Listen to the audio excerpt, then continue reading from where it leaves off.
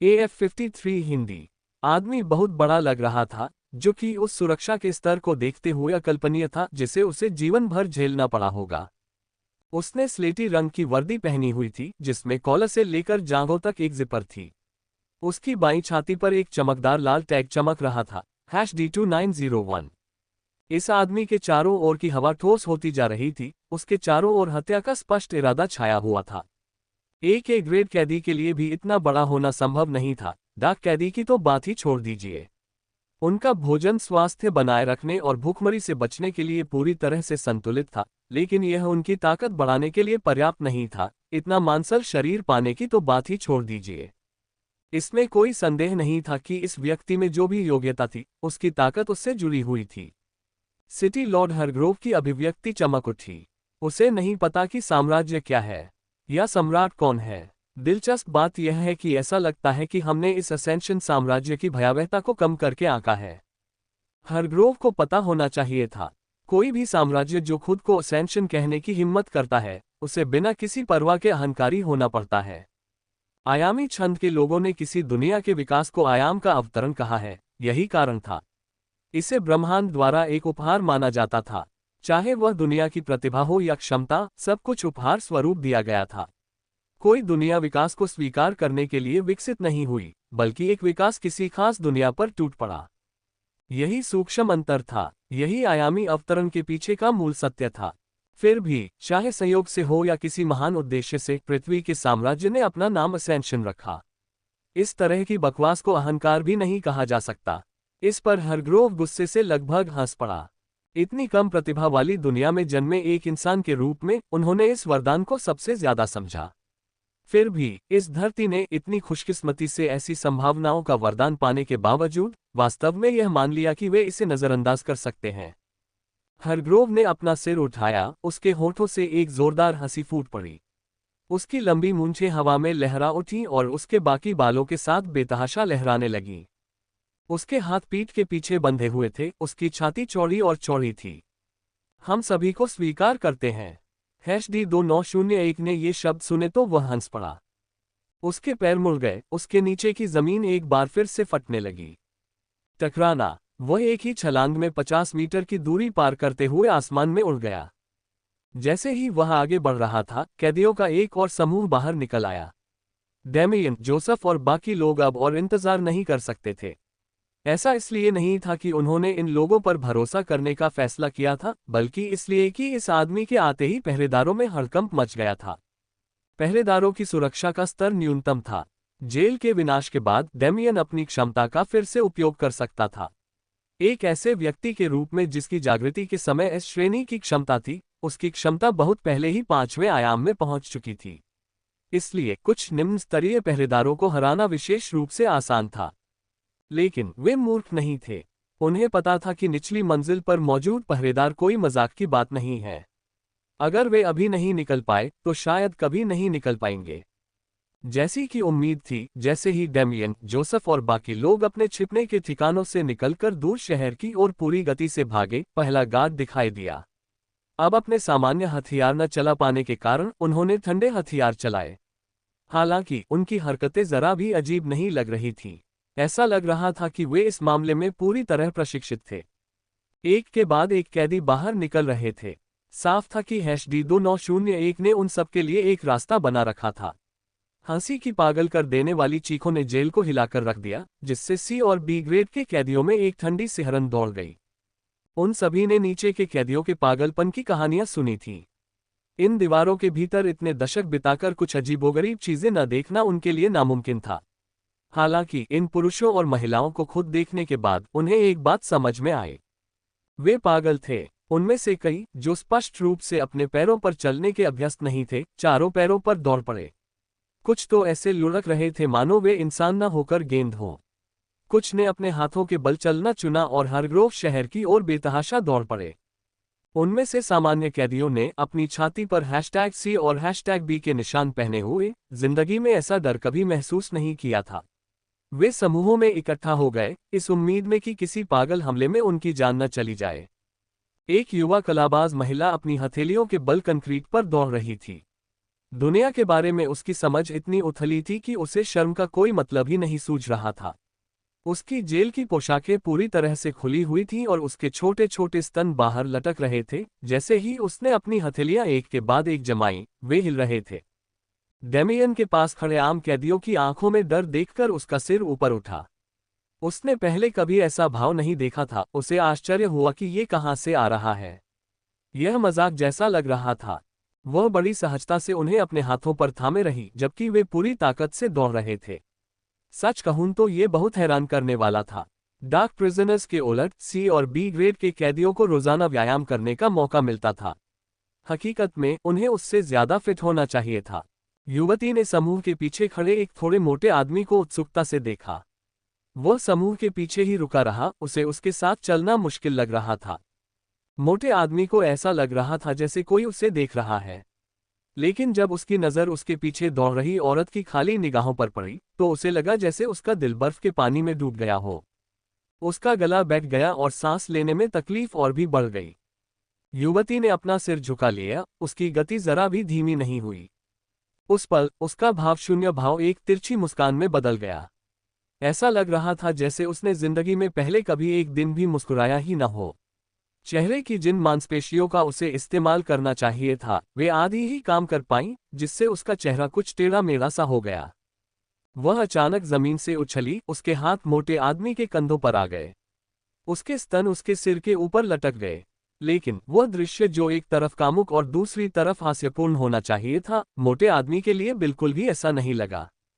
बचाओ, मेरी मदद करो। डेमियन और जोसेफ ने पीछे मुड़कर देखा तो उन्हें एक ऐसी हंसी सुनाई दी जिसने उनकी आत्मा को हिलाकर रख दिया। युवती ने मोटे आदमी के गोल मटोल गालों पर थप्पड़ मारे और उसे छोड़े बिना हवा में घूम गई। पहले तो मोटे आदमी का शरीर उसकी गति का अनुसरण करता रहा, लेकिन बहुत जल्द वह ऐसा नहीं कर सका। नतीजा ये हुआ कि उसका सिर धड़ से अलग हो गया और उसकी आवाज बीच में ही बंद हो गई और सिर्फ खून की गड़गड़ाहट सुनाई देने लगी। युवती जमीन पर गिर पड़ी, अभी भी अपनी हथेलियों को धकेल रही थी। लेकिन मोटे आदमी का सिर, मानो किसी मानव शव का हिस्सा न होकर एक फुटबॉल की गेंद हो, उसके पैरों के तलवों पर नाच रहा था, एक से दूसरे पर उछल रहा था। डेमियन और जोसेफ ने घबराकर पीछे मुड़कर देखा। उनकी आंखें सदमे से चौड़ी हो गईं। जो एक कमजोर युवती होनी चाहिए थी, वह अचानक उनकी नजरों में एक राक्षस बन गई। उसके मासूम चेहरे में अब ऐसा कुछ भी नहीं था जिससे उन्हें कोई सुकून मिलता। किसी इंसान का सिर इतनी अजीब स्थिति में तो छोड़िए, मुड़ने के लिए जितना टॉक चाहिए, वह उसे अंदर तक सिहरन पैदा करने के लिए काफी था। ये युवती अपने शुरुआती 20वें दशक में किसी भी अन्य युवती से अलग नहीं दिखती थी। फिर भी उसने जो ताकत दिखाई वह अकल्पनीय थी। भागते रहो, जोसेफ चिल्लाया। युवती दौड़ते हुए समूह को देखती रही। उसकी सांसें बीच बीच में एक बुदबुदाती हुई हंसी में बदल जाती। ऐसा लग रहा था जैसे उसने अपने शरीर पर जरूरत से ज्यादा जोर लगा दिया हो, लेकिन उसका दिमाग अभी तक इस बात को समझ नहीं पाया था। दिमाग में शॉर्ट सर्किट हो गया। वह सोच रही थी कि उसे हंसना चाहिए या गहरी सांसें लेना। डेमियन और अन्य लोग उच्च सतर्कता की स्थिति में पहुंच गए।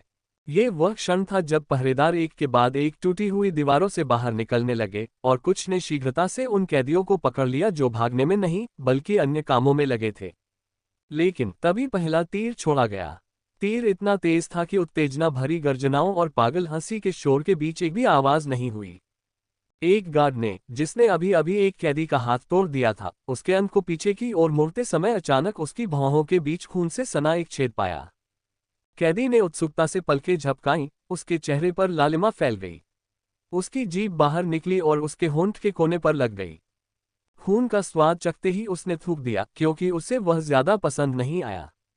फिर बिना ज्यादा सोचे समझे उसने अपनी बाह वापस अपनी जगह पर कर ली और सबके साथ दौड़ना शुरू कर दिया। उसकी आंखों में उत्सुकता की चमक थी। हालांकि उसने जिंदगी में पहली बार किसी इंसान को मरते देखा था, फिर भी उसे इस बारे में कोई खास एहसास नहीं हो रहा था। यह एक सरासर कत्लेआम था। मैदान में कदम रखने वाले हर पहरेदार को तुरंत निशाना बनाया गया। हारग्रोव शहर के तीरंदाजों की सटीकता पृथ्वी की श्रेष्ठ निशानेबाजों से भी कहीं ज्यादा थी। उन्होंने मानो मौन सहमति से काम किया, एक भी तीर बर्बाद नहीं किया। पृथ्वी को बहुत जल्दी यह एहसास हो गया कि कुछ बातें सिर्फ प्रतिभा से कहीं ज्यादा महत्वपूर्ण हैं। जहां पृथ्वी के लोग अपने घर की रक्षा के लिए लड़ रहे थे, वहीं टेरन के लोग अपने भविष्य के लिए लड़ रहे थे। सिर्फ अपने भविष्य के लिए नहीं, बल्कि अपने परिवारों और प्रियजनों के भविष्य के लिए भी। हारना कोई विकल्प नहीं था। सैकड़ों कैदी खुले मैदान में आगे बढ़े, हर पल उनका आत्मविश्वास बढ़ता जा रहा था। तीरंदाजों की कुशलता ने उन्हें इतना आत्मविश्वास दिया कि कई लोग मुस्कुराने लगे। आखिरकार उन्हें अपने बुरे सपने का अंत दिख गया। बेशक ये मुस्कुराते हुए लोग उन पागलों में से नहीं थे जिनकी छाती पर ए और डी लिखा होता था। उनके हाथों जान गंवाने वाले सी और बी ग्रेड के कैदियों की भी कोई कमी नहीं थी। नगरपाल, क्या ये ठीक है कि चीजें इसी तरह चलती रहें?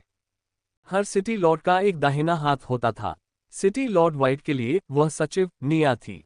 सिटी लॉर्ड हरग्रोव के लिए वह एक बुजुर्ग व्यक्ति था जो दुबले पतले सफेद बालों वाले सिटी लॉर्ड से भी ज्यादा उम्र का लगता था। बटलर जैसे कपड़े पहने इस बुजुर्ग व्यक्ति को सालनास के नाम से जाना जाता था। हरग्रोव ने तुरंत जवाब दिए बिना स्थिति पर नजर रखना जारी रखा। जवाब में सालनास खुद को फिर से दबाव डालने से नहीं रोक सका। पृथ्वी ने उनमें से कई को बंद करने का फैसला क्यों किया, इसका कोई न कोई कारण जरूर है।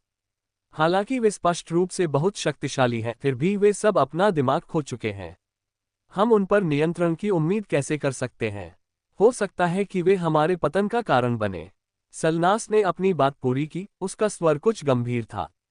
हालांकि उसने ये शब्द कहे थे, लेकिन ये सुनिश्चित करने के लिए कि उसकी हरकतों से लोगों का मनोबल कम न हो, उसने अपनी आवाज पर नियंत्रण रखा ताकि सिर्फ नगर स्वामी ही उसे सुन सके।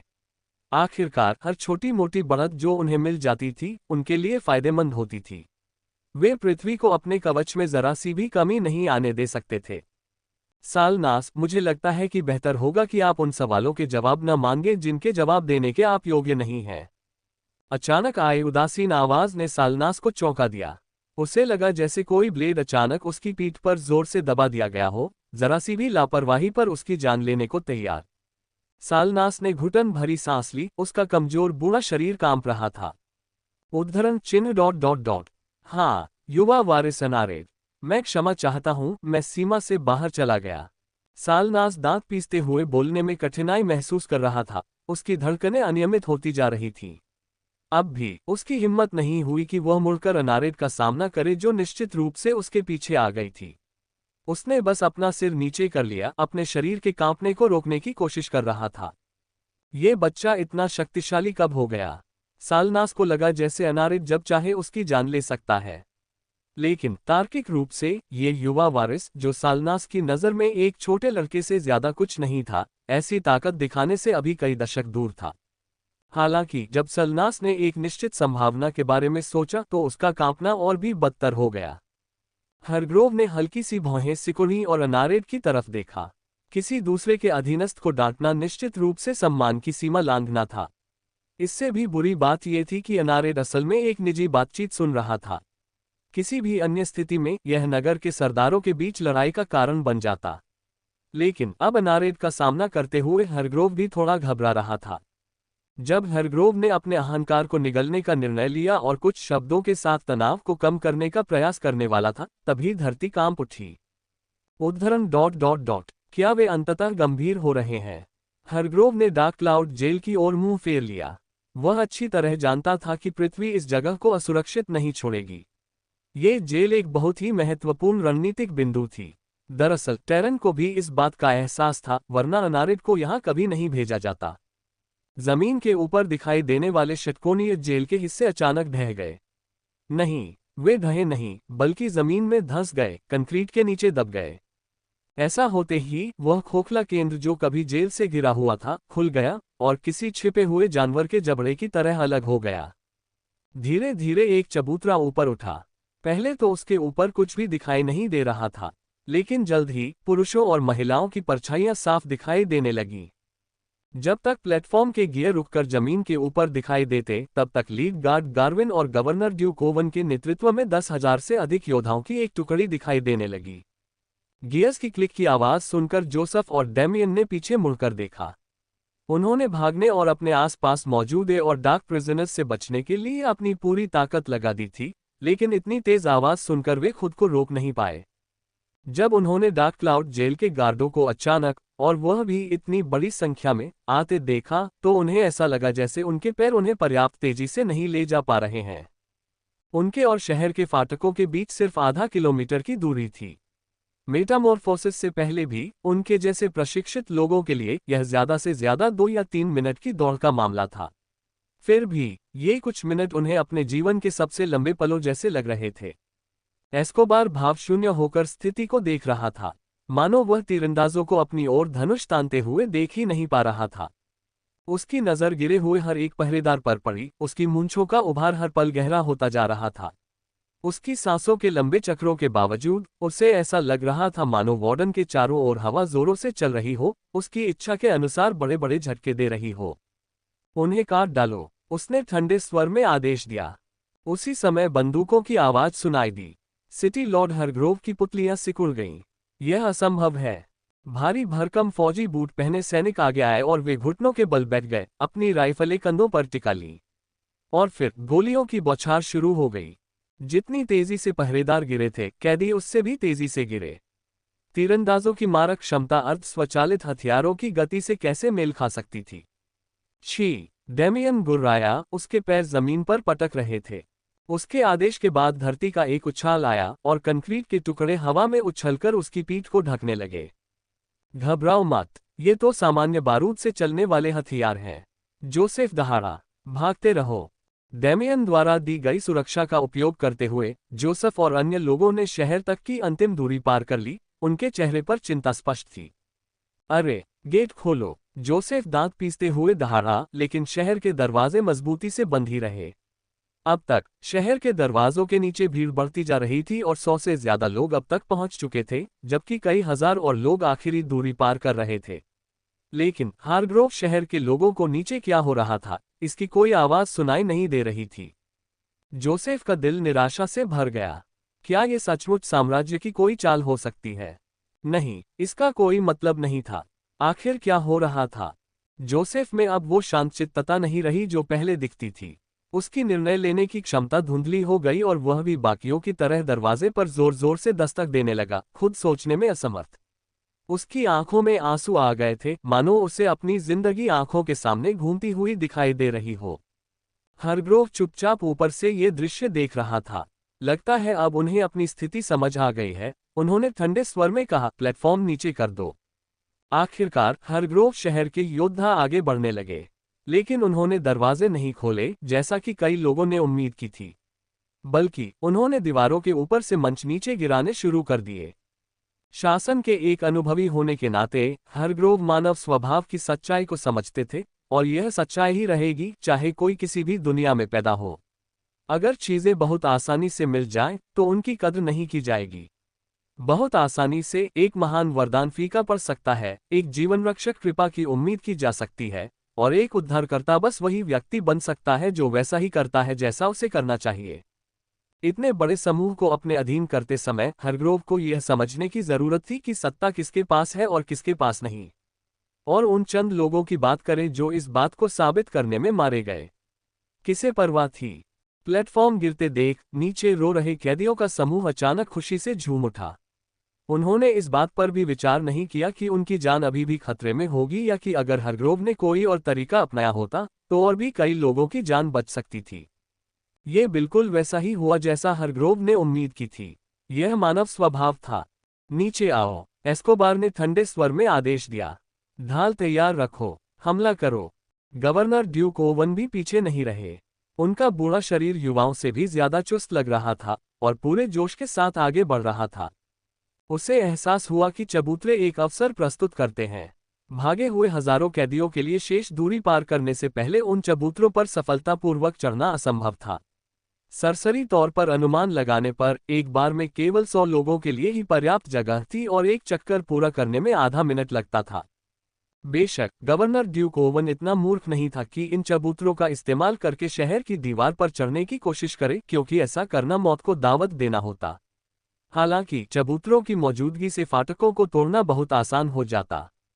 नगरपाल हरग्रोव ने अपने कार्यों से कैदियों को पहले से ही सबक सिखाना चाहा होगा, लेकिन उन्होंने इस तथ्य पर विचार नहीं किया कि यदि वे जिन मंचों का उपयोग कर रहे थे वे ही ऊपर से पृथ्वी के योद्धाओं की रक्षा कर रहे थे, तो उनकी घेराबंदी को रोकने के लिए धनुर्धारियों का उपयोग करना असंभव होगा।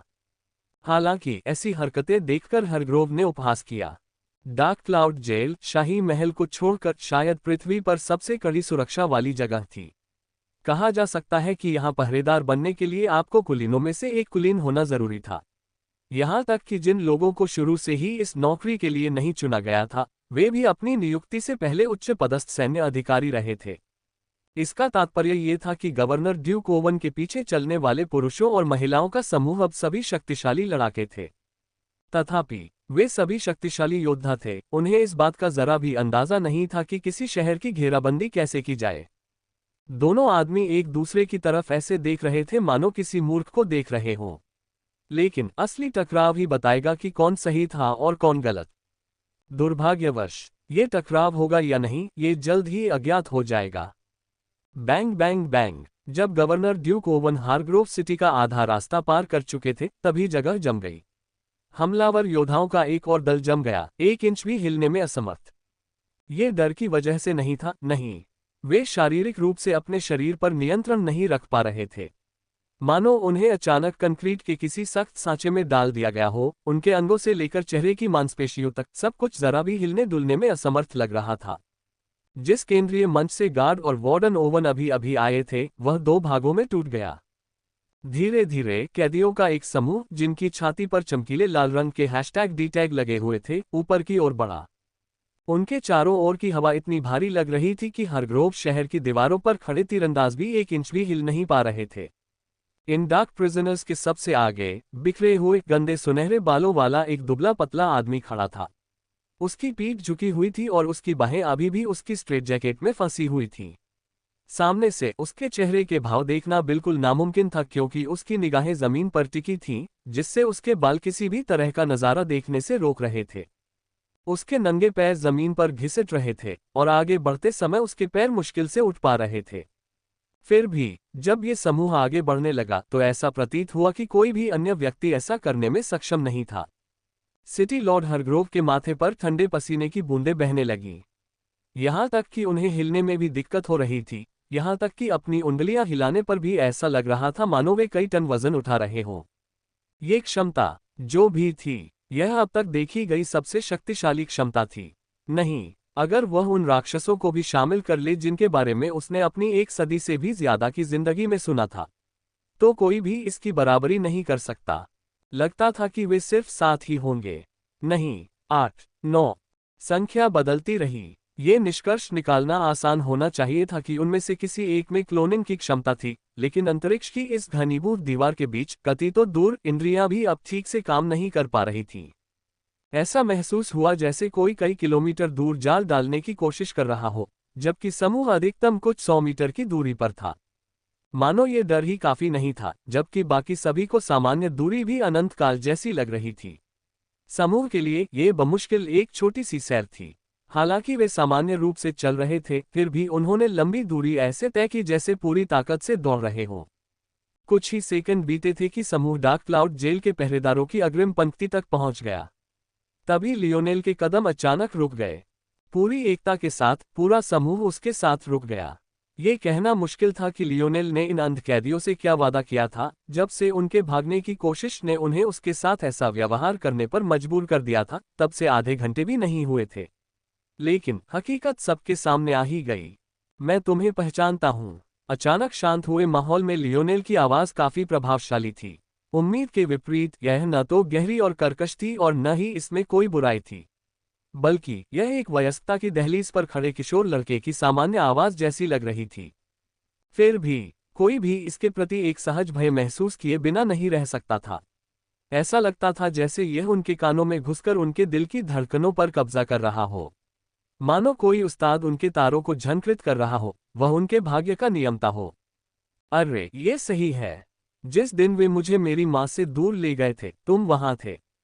लियोनेल धीरे धीरे गवर्नर ड्यूक ओवन की ओर बढ़ा। उसका सिर अभी भी जमीन पर झुका हुआ था। उसने एक अजीब सी तस्वीर खींची। उसके नंगे पैरों से लेकर उसकी स्ट्रेट जैकेट तक सब कुछ बिल्कुल बेमिल लग रहा था। एस्कोबार की नजरें सिकुड़ गईं। उसका शरीर अब भी जरा भी हिलने डुलने में मुश्किल महसूस कर रहा था। हालांकि लड़के का चेहरा झुका हुआ था और उसकी छाती पर जो कैदी का टैग लगा होना चाहिए था वह एक स्ट्रेट जैकेट से ढका हुआ था, फिर भी वार्डन लियोनेल को तुरंत पहचानने से नहीं रुका। उसने एक शब्द भी नहीं कहा, या यूं कहें कि चाहकर भी वह कुछ नहीं बोल पा रहा था। उसके लिए अपने होंठ हिलाना भी मुश्किल हो रहा था। इस तथ्य के बावजूद कि पृथ्वी इस नई विश्व व्यवस्था के लिए नई थी, एस्कोबार अभी भी जानता था कि ऐसी अदम्य क्षमता का अस्तित्व ही नहीं होना चाहिए। सभी क्षमताओं की सीमाएं और कमजोरियां होती हैं। अंतरिक्ष को कई सौ मीटर के दायरे में सीमित करना बिल्कुल असंभव होता जब तक कि कोई उच्च आयामी प्राणी न हो। हालांकि गवर्नर ड्यूक को यह नहीं पता था कि वास्तव में ऐसे अस्तित्व मौजूद हैं जो ऐसे कारनामे करने में सक्षम हैं, और उन्हें विद्वान के रूप में जाना जाता है। विद्वान ऐसे अस्तित्व थे जो अपनी क्षमताओं की सीमाओं को तोड़ने में सक्षम थे। चाहे वह सहनशक्ति का मामला हो, अवधि का या प्रभाव क्षेत्र का, उन्हें इनमें से किसी की भी चिंता करने की जरूरत नहीं थी। ऐसा सिर्फ इसलिए नहीं था कि वे खुद पर भरोसा कर सकते थे, बल्कि इसलिए था क्योंकि सार्वभौमिक शक्ति स्वाभाविक रूप से उनके हर कार्य को प्रेरित करती थी। जबकि लियोनेल या वार्डन जैसे लोगों को सार्वभौमिक शक्ति का उपयोग करने के लिए सार्वभौमिक चक्रों को समझना होगा। विद्वानों को ऐसी किसी चीज की जरूरत नहीं थी। वे ब्रह्मांड की शक्ति का अपनी इच्छानुसार उपयोग कर सकते थे। इसका परिणाम ये हुआ कि ऐसी क्षमताएं उत्पन्न हुईं जो मात्र मनुष्यों की बजाय देवताओं के कार्य जैसी प्रतीत हुई। और वास्तव में कुछ दुनियाओं में इन लोगों को वास्तव में देवताओं के रूप में जाना जाता था। हालांकि विद्वान होने की कीमत भी नगण्य नहीं थी। जिस तरह पृथ्वी के नश्वर विद्वान केवल एक ही काम में कुशल होते हैं, उसी तरह आयामी पद्य के विद्वानों के लिए भी यही सच हो सकता है। अपनी क्षमताओं के अलावा विद्वानों की प्रतिभाएं बहुत सीमित थीं। शक्ति का विकास करना, शैलियों या सार्वभौमिक चक्रों को समझना, यहाँ तक कि जन्मजात वंशगत कारकों को जागृत करना भी असंभव था। लेकिन इतनी शक्ति के साथ क्या उन्हें ऐसी अतिरिक्त शक्तियों की आवश्यकता थी? लियोनेल के बाल कुछ हिल रहे थे। ऐसा लग रहा था जैसे वह अपना सिर हिला रहा हो या किसी बात पर विलाप कर रहा हो, या शायद कुछ सोच रहा हो। उसे कोई परवाह नहीं थी, बस चुपचाप खड़ा था, मानो दुनिया उसकी हर इच्छा का इंतजार करेगी। मेरी माँ कहाँ है? आखिरकार लियोनेल ने इन शब्दों पर अपनी बात रखी। लेकिन एस्कोबार के चेहरे के धैर्य के बावजूद उसकी पीठ पर ठंडा पसीना और भी बढ़ गया। जिन क्षणों में लियोनेल चुप रहा, वह अपने सामने खड़े युवक के संघर्ष को महसूस कर सकता था। लियोनेल की हर वृत्ति उसे मार डालने के लिए चीख रही थी, फिर भी मानो वह खुद को शांत करने के लिए मन ही मन खुद से बात कर रहा हो, वह चुप रहा। अंत में लियोनेल ने निर्णय लिया कि वह इस वार्डन को मारने से अधिक अपनी माँ के बारे में जानना चाहता है। वाइस, लगता है यह आदमी बोल नहीं सकता, इसे छोड़ दो, लियोनेल ने धीरे से कहा। समूह में लगभग 27-28 साल का एक आदमी अपनी नाक खुजा रहा था।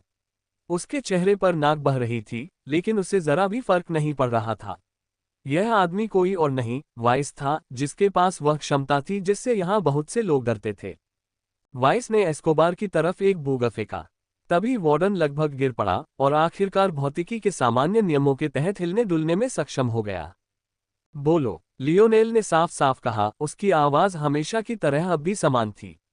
मेरी माँ कहाँ है? तुमने उसके साथ क्या किया?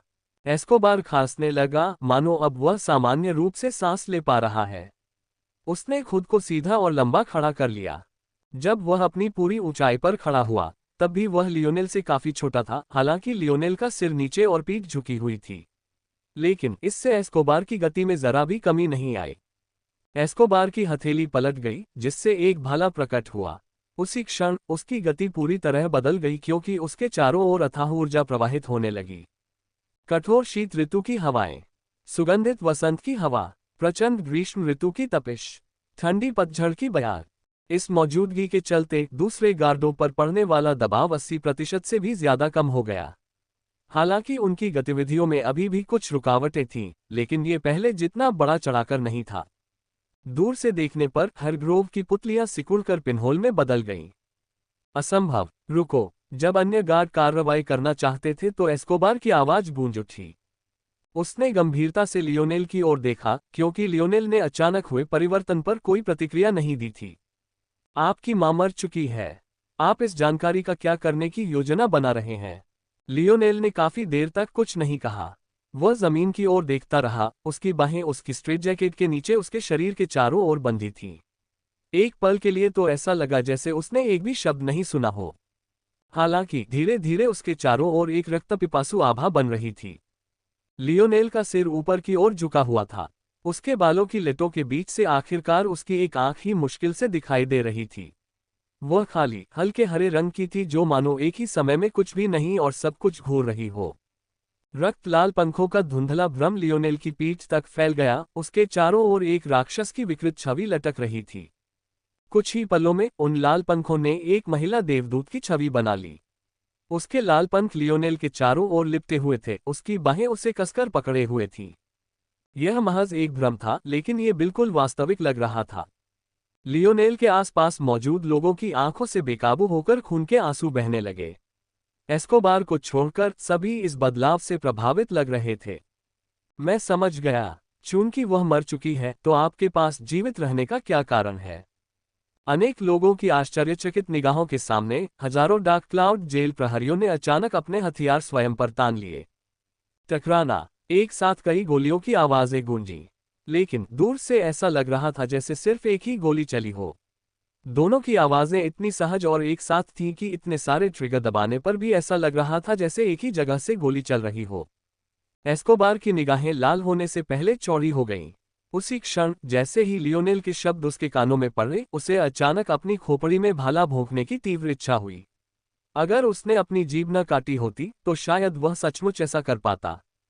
उसका दिल कांप उठा। आखिर यह कैसी पागल कर देने वाली क्षमता थी? लियोनेल के चारों ओर मनराती खूनी परी और अधिक भौतिक होती जा रही थी, मानो वह अपने आसपास के लोगों की मृत्यु से पोषित हो रही हो। उसका चेहरा और भी साफ हो गया। उसके चेहरे पर एक स्नेहिल भाव उभर आया जब उसने लियोनेल के बालों को हल्के से सहलाया। कोई उसे कैसे भी देखे, ऐसा लग रहा था जैसे वह एक गौरवान्वित माँ है। या यूं कहें कि अगर उसकी आंखों के गड्ढों में एक अंतहीन शून्य के अलावा कुछ न भरा होता तो वह होती। शांत हवा में गिरते हुए शरीरों की आवाज गूंज रही थी। एक पल में 10,000 लोगों की सेना में से आधे से ज्यादा लोग अपने ही खून के तालाब में गिर पड़े। उनके हथियार उनके ही जीवन से रंगे हुए थे। दृश्य बहुत ही भयानक था और जल्द ही वातावरण में धातु जैसी दुर्गंध फैल गई। एस्कोबार की भाले पर पकड़ और मजबूत हो गई। वह अब भी अपने बालों की लटों के बीच से लियोनेल की अनोखी आंख देख सकता था, जो उसे उत्सुकता से देख रही थी, मानो सोच रही हो कि जब उसने उसे मरने के लिए कहा था तब वह क्यों नहीं मरा। दूसरी आंख मानो अंधेरे के पर्दे के पीछे छिपी हुई थी, घात लगाए बैठी थी। गवर्नर ड्यूक अब खुद को रोक नहीं सका। उसे लगा कि इस बच्चे के साथ अन्याय हुआ है, इसलिए उसने उसे एक मौका दिया और सच बोल दिया। हालांकि उसने कभी नहीं सोचा था कि उसकी एक पल की नरमी की वजह से उसके आधे आदमी एक ही सांस में मारे जाएंगे। उसकी समझ और सहानुभूति की एक सीमा थी। अब यह उन तस्वीरों वाला बच्चा नहीं था, यह एक राक्षस था। एक राक्षस जिसे उसे मारना था। मरना। एस्कोबार का भाला मानो पूरी दुनिया को घेरे हुए था। उसकी नोक ही उद्गम बन गई और उसकी छड़ ही उद्देश्य बन गई। पलक झपकते ही भाले की नोक लियोनेल के माथे के सामने आ गई। बस आधा फुट और आगे बढ़ते ही इस युवक की खोपड़ी आर पार हो जाती। हालांकि क्या चीजें सचमुच इतनी आसान होंगी? लियोनेल के सामने अचानक एक दर्पण प्रकट हुआ। एस्कोबार के भाले की नोक जैसे ही दर्पण की सतह को छुई, वह वापस परावर्तित हो गई। वार्डन उड़ गया, उसका भालाधारी हाथ दो टुकड़ों में बिखर गया। बांह के आधे टुकड़े होने का भयावह दृश्य देखने वालों के दिलों में बस गया। लियोनेल के समूह में बिखरे बालों वाली एक युवती ने अपने नाखूनों को इतना कुतर दिया कि उनमें से खून निकलने लगा। फिर भी वह रुकने वाली नहीं लग रही थी। उसने एस्कोबार की ओर सावधानी से देखा, मानो उसे ही उससे डरना चाहिए, न कि उससे। मानो उसे इस बात का बिल्कुल भी अंदाजा नहीं था कि वह कितनी ताकतवर है। लियोनेल उदासीनता से अपनी जगह पर खड़ा रहा, मानो उसे पता ही नहीं चल रहा था कि उसकी जान पर बनाई थी, या शायद सच में कभी थी ही नहीं। एस्कोबार का चेहरा मौत की तरह पीला पड़ गया। उसने अविश्वास से अपनी बांह की ओर देखा, उसे यकीन ही नहीं हो रहा था कि अभी क्या हुआ था। उसने कोई शक्तिशाली क्षमता जागृत नहीं की थी। दरअसल जागृति के समय वह मात्र सी ग्रेड की थी। हालांकि उसने कभी इसकी ज्यादा परवाह नहीं की थी, क्योंकि उसकी भाला विद्या इसकी भरपाई कर सकती थी।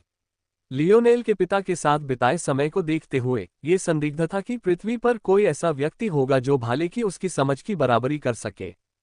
तो फिर अभी अभी उसे इतना कष्ट कैसे सहना पड़ा? उसी समय युद्ध क्षेत्र में अचानक परिवर्तन आ गया। लियोनेल और आयना ने डार्क क्लाउड जेल के चारों ओर फैले जंगल के किनारे से एक अभियान का नेतृत्व किया। उन्हें कई घंटे लगे, लेकिन आखिरकार उन्होंने सभी स्काउट्स को खदेड़ दिया और यहां तक पहुंचने का रास्ता बना लिया।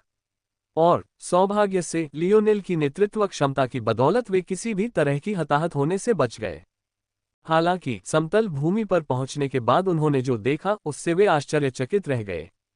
आसमान से गिरा एक शहर, उसकी दीवारों पर चढ़ने की कोशिश में जमे कैदियों का एक समूह और 5,000 से अधिक मृत रक्षक अपने ही खून के तालाब में पड़े हुए। ये दृश्य भयावह था, लेकिन लियोनेल को सबसे अधिक आश्चर्य एक विशेष व्यक्ति को देखकर हुआ। 200 किलोमीटर से अधिक की दूरी के बावजूद लियोनेल की इंद्रियों के अनुसार एस्कोबार उसके चेहरे से कुछ इंच की दूरी पर था। कोच लियोनेल के चेहरे पर उलझन की झलक थी। कोच ओवन यहाँ क्या कर रहे थे? चाहे कितना भी समय बीत जाए, लियोनेल कभी भी उस मूंछ वाले चूहे को किसी और के लिए नहीं समझेगा। कोच ओवन के हाथ की हालत देखकर लियोनेल का गुस्सा अचानक भड़क उठा। अगर उसे अपनी जिंदगी में सबसे ज्यादा इज्जत करने वाले दो लोगों में से एक को चुनना होता, तो पहले उसके पिता होते और दूसरे उसके ठीक सामने खड़ा यह आदमी। उस क्षण युद्धक्षेत्र में अचानक एक दूसरा रक्तपिपासु वातावरण उत्पन्न हो गया, जो लियोनेल के वातावरण से प्रतिस्पर्धा करता प्रतीत हो रहा था, तथा इसमें हारने का जरा भी संकेत नहीं था। हालांकि तभी कुछ ऐसा घटित हुआ जो पूरी तरह से अप्रत्याशित था। लियोनेल ने नए मेहमानों की ओर उत्सुकता से देखा, लेकिन जब उसकी नजर लियोनेल पर पड़ी तो वह चौंक गया। तुम बिल्कुल मेरी तरह दिखते हो। लियोनेल का सिर अंततः पूरी तरह ऊपर उठ गया, उसकी दोनों आंखें और चेहरा अंततः साफ हो गया। हालांकि जब लियोनेल ने ये चेहरा देखा तो उसकी भौहें तन गईं। ऐसा इसलिए नहीं था कि लियोनेल उसके जैसा दिखता था, बल्कि इसलिए कि वह बिल्कुल उसके उलट दिखता था। सच कहूं तो वे बिल्कुल एक जैसे नहीं दिखते थे।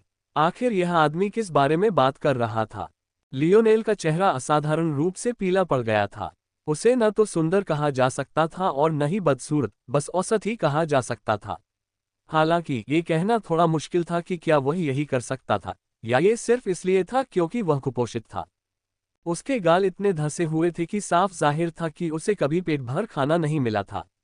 इसलिए हालांकि अब वह बिल्कुल सादा दिखता था, अगर उसे आखिरकार पर्याप्त पोषण मिलने लगे तो वह शायद बिल्कुल अलग दिखने लगेगा। हालांकि यही वजह नहीं थी कि लियोनेल को लगा कि वह उससे बिल्कुल अलग दिखता है। सच तो ये था कि लियोनेल की इंद्रियों से उसके लिए लियोनेल के चेहरे मोहरे को समझना और यह अंदाजा लगाना कि वह कैसा दिखेगा बहुत आसान था। लेकिन फिर भी वे दोनों बिल्कुल एक जैसे नहीं थे। लियोनेल का जबड़ा उसके अपने जबड़े जितना तीखा नहीं था, उसके गाल उतने ऊंचे नहीं थे और उसकी नाक कहीं ज्यादा उभरी हुई और नुकीली थी। इसके अलावा लियोनेल अब लगभग 2 मीटर या 6 इंच का ही रह गया था। रॉयल ब्लू अकादमी में अपने आखिरी दिन के बाद से वह कुछ इंच बढ़ गया था। लेकिन लियोनेल बता सकता था कि अगर लियोनेल सीधा खड़ा हो तो वह 7 फीट से ज्यादा लंबा होगा, यानी लियोनेल से एक सिर लंबा। लियोनेल और लियोनेल एक जैसे दिखते थे या नहीं, ये बात किसी और दिन शायद ही प्रासंगिक होती। लेकिन जब लियोनेल के मुंह से पहली बात निकली कि वे एक जैसे हैं, तो लियोनेल असमंजस में पड़ गया। आखिर इसका क्या मतलब था?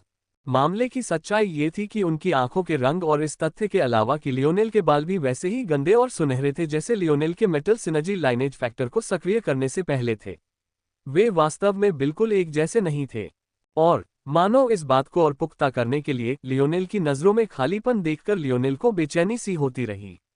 लियोनेल बहुत खुश लग रहा था और उसकी बातों से तो सुखद आश्चर्य का आभास भी हो रहा था, जबकि उसकी नजरें पूरी तरह से भावशून्य थीं। इस वास्तविकता ने लियोनेल को और अधिक असहज महसूस कराया। सतर्क रहो, लियोनेल ने धीरे से कहा। उसके शब्द सिर्फ उसके पीछे बैठे लोगों ने ही सुने। लियोनेल उत्सुकता से लियोनेल को देखता रहा, उसकी आंखों तक कभी न पहुंची एक हल्की सी उत्तेजना उसके चेहरे पर नाच रही थी। उद्धरण चिन्ह ... क्या हम रिश्तेदार हैं? क्या आप शायद मेरे भाई हैं? एक चचेरा भाई जो मेरे जैसा दिखता है। क्या हम... माफ कीजिए, मैं शब्द भूल गया। मुझे लगता है ये टी से शुरू होता है। शायद ट्विंस। भूल ही जाए। मेरी माँ, क्या आप उन्हें जानते हैं? लियोनेल की भौहें गहरी हो गईं। उसकी सामाजिक जागरूकता में भारी कमी है। उसके हाव भाव थोड़े बेढंगे लगते हैं। उसे हम एक जैसे तभी लगते हैं जब उसने खुद को पहले कभी आईने में न देखा हो। लेकिन फिर भी वह इस नतीजे पर क्यों पहुंचा? अगर उसने खुद को पहले कभी आईने में न देखा भी हो तो उसे यह ख्याल कहाँ से आया कि मैं उसकी तरह दिखती हूँ। उसने मुझे पहले कहाँ देखा होगा। लियोनेल जितना ज्यादा सोचता गया उसे उतना ही समझ आता गया कि डार्क क्लाउड जेल उतनी आसान नहीं थी जितनी उसने शुरू में सोची थी। वह बस यही निष्कर्ष निकाल पाया कि उसके सामने खड़े ये पुरुष और महिलाएं असल में कैदी थे। इतना तो साफ था, आखिरकार उन सभी ने एक जैसे कपड़े पहने थे, इसलिए इस नतीजे पर पहुंचना कोई मुश्किल काम नहीं था। इससे भी ज्यादा निंदनीय बात यह थी कि ये कैदी ऐसे व्यवहार कर रहे थे मानो उन्होंने कभी दिन का उजाला देखा ही न हो।